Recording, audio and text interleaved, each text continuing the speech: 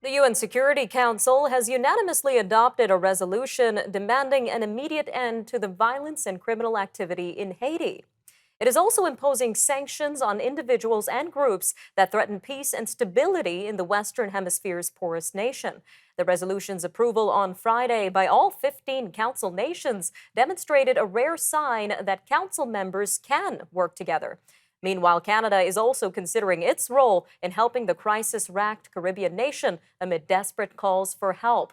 Well, joining us now to talk more on the current situation in Haiti is Dr. Stephen Baranyi, professor from the School of International Development and Global Studies at the University of Ottawa. Sir, welcome to Forum Daily.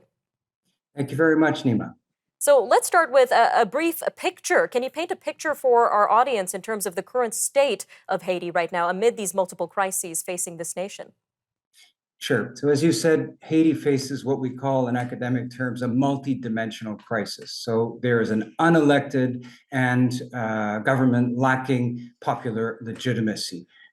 Violent and extremely well-resourced gangs control parts of the city, many parts of the city, critical infrastructure like the petroleum fuel depot at Vareux. They're responsible, according to the UN, for 1,000 kidnappings just since January of this year. They have also, the blockage of these critical infrastructures has prevented the delivery of fuel and water to hospitals and to communities, of course, across the country.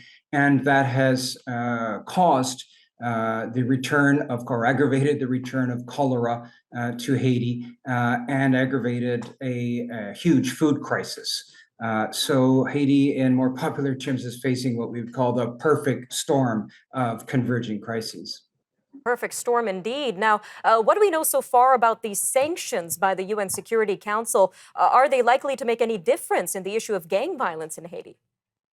Maybe. So the sanctions imposed by the Security Council on Friday extend the scope of sanctions that the US had already imposed against Mr. Cherizier and other gang leaders in Haiti last year.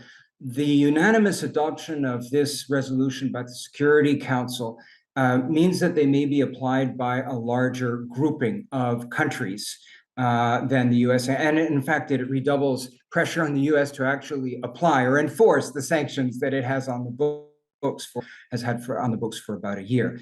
But as former US ambassador to Haiti, Daniel Foote, said to the media last weekend, for them to make a difference, they really will have to be applied rigorously by all states from which arms flow to these gangs, primarily the United States, and governments and countries, rather, that tolerate, that harbor the bank accounts that these gang leaders and their political supporters are using offshore.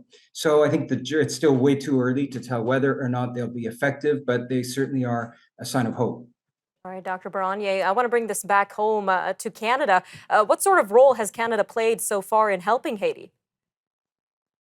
Well, Canada has, so I would say, really stepped up its game in the past few months. Since January, it hosted a virtual multilateral conference on Haiti in January. It's delivered, increased its technical assistance to the National Haitian Police, which is the front line or on the front line of trying to reestablish public security in the country as it should be. It delivered last weekend some armored personnel carriers to the police force, as did the US.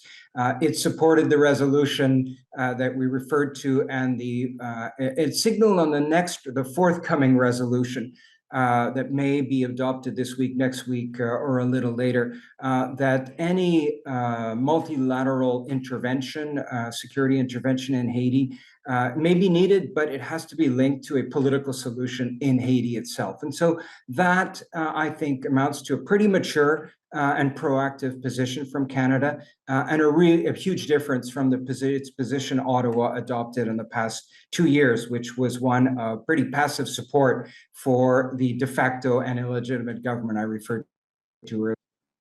All right, Doctor, a quick 20 seconds left here, but how can everyday Canadians help in the crises facing Haiti?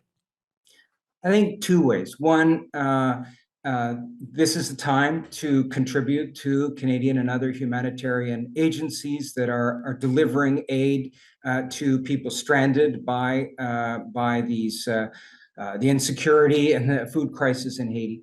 And secondly, to keep tabs on what our federal government is doing and to demand accountability if the federal government doesn't do due diligence on, for example, the delivery of armored personnel carriers that could be used in anti-crime operations, as they should be, but they could also be used against popular protest against this social and economic inequalities and so on. So we really have to follow this very carefully. All right, Dr. Baranyi, thank you again for joining us today on Forum Daily. My pleasure. Thank you very much for having me. We'll be right back.